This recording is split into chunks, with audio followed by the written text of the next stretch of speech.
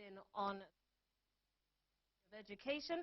The enrollment rate almost tripled between the year 2005 and 2009 from 4.4% to 10.5%. It was ordinarily thought that the private schools would have less enrollment after the introduction of free primary education. But things have turned out quite the opposite as private schools seem to be thriving. So how big is Kenya's private school sector? Let's have a look at some of those numbers. According to the Kenya Private Schools Association, there are over 9,600 privately owned kindergartens and primary schools. Now, there are 1,700 privately owned secondary schools.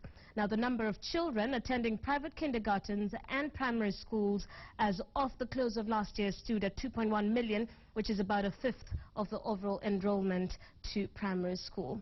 Now, and the number of children that are attending private secondary schools is at 300,000, which is about 15% of the overall enrollment to secondary schools, with the number of teachers employed by private schools currently standing at 85,000. Now, this, of course, is the basis of our discussion tonight. And in studio, we've got Mary Muthoni Jason.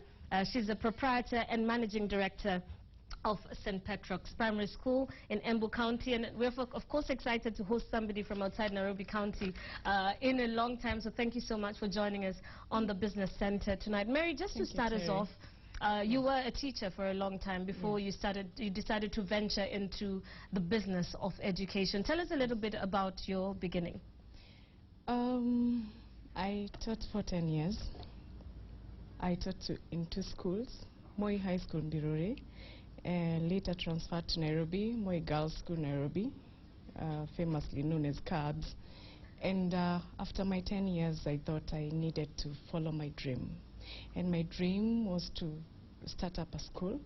My dream was to see children grow in my hands and to probably bring them up in the way that I thought was the best. Yes. I'm curious about your thought process and the transition from an employee to be a creator of jobs or an employer. How was that for you? Was it easy to fall into a creator of jobs, or was it difficult? Well, Terry, it's not very easy for anybody who is earning a salary to just think one day that you can walk out in the streets and start doing something. But it all falls back onto what you want to do. You know, that for a long time I had craved to do something for the society. I had craved to see that the system of education in Kenya is improving in terms of quality, in terms of even the structures. And that is why I went all the way to Embu. As opposed to, I would have started a school in Nairobi. Really? I would have done that. But I went all the way to Embu because I believed even those people who live there, even those children who live there, they also have an opportunity to grow in a good environment. Yes. And of course that brings into question the, the issue of devolution and the opportunity it presents. And perhaps, with your opening a school outside of Nairobi was one of the opportunities that devolution presents. How has it been starting out a school in an area outside of a capital city? One thing we should realize is that devolution is real. And with the coming of the devolution, I think that is the best thing that has happened in this country. And so to speak, if we go out to the counties, that's a government on its own. So really, there are so many opportunities. What happens to that officer who has been transferred from Nairobi and is going to the county? Where are they going to take their children?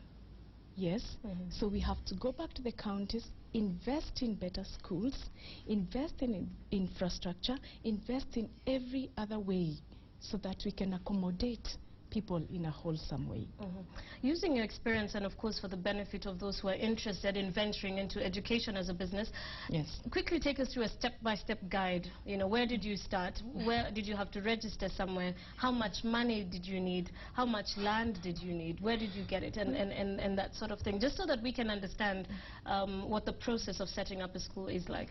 Wow, It's not very easy, and it's also not very difficult because, for instance, in terms of documentation, they are online. The Ministry of Education has done a fantastic job.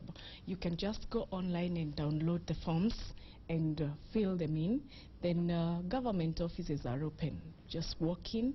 As long as the documentations are right, then they are going to give you the license.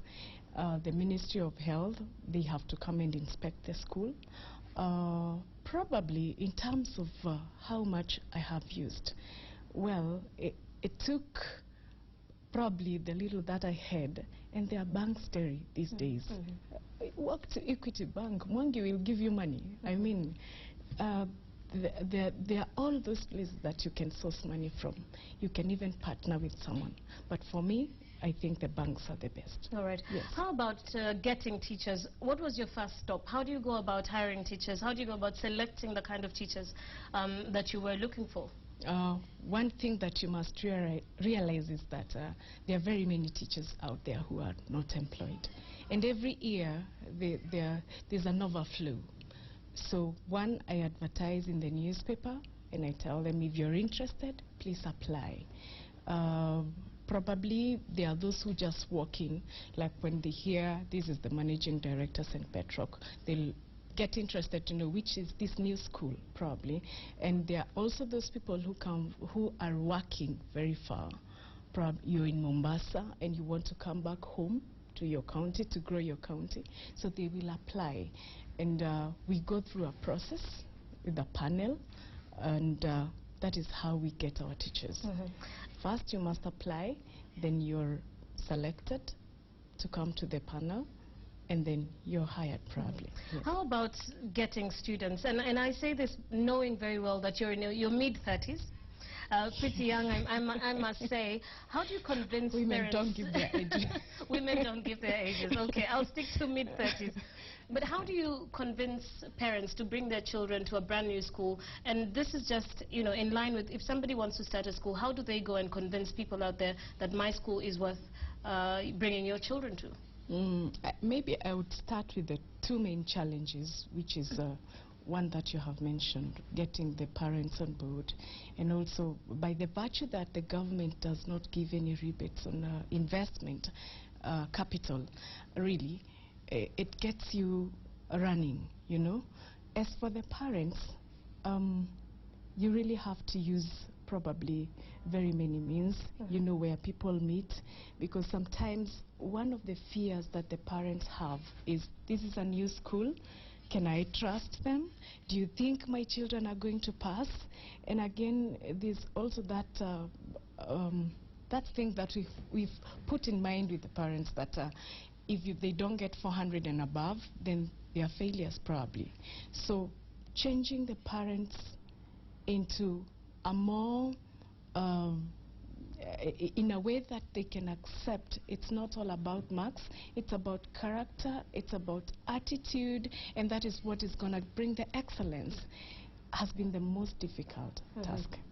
All in all, we've had it, and I think so far so good right now. And we know where we can get the parents, we know where we can get the mothers, the fathers, and we talk to them on one-on-one.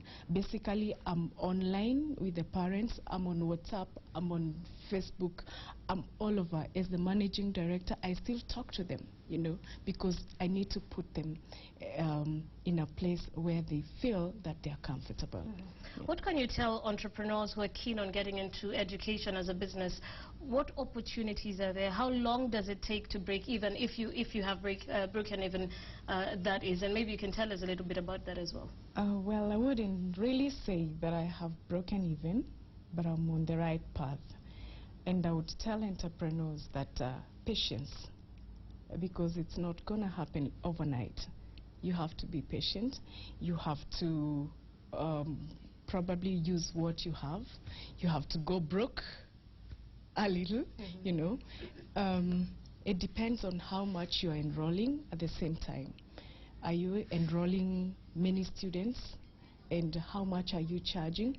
How much are you seeing like you're going to make in 1 year, you know? So patience, really, Terry. All right. Yes. Okay. Talking about patience, tell us about your, and within the next 5 years or so to speak, where do we expect to see St. Petrock's School? I actually wish to start annexes all over the country, because basically this is an investment that I'm not going to see it go down. So I'd be starting one in Nairobi, probably, and all other cities in the country, because again, that which I'm teaching in Embu is needed also elsewhere, you know. So we'll be starting up annexes in the cities, in towns, not so many, but which we can manage. All right. Yes. Thank you so much for sharing your experiences. And we've been speaking to Mary Muthoni Jason, the Managing Director and Proprietor of St. Petrock's Primary School in Embu County. And she's been telling us more about the business of education and the opportunities that exist within that space. So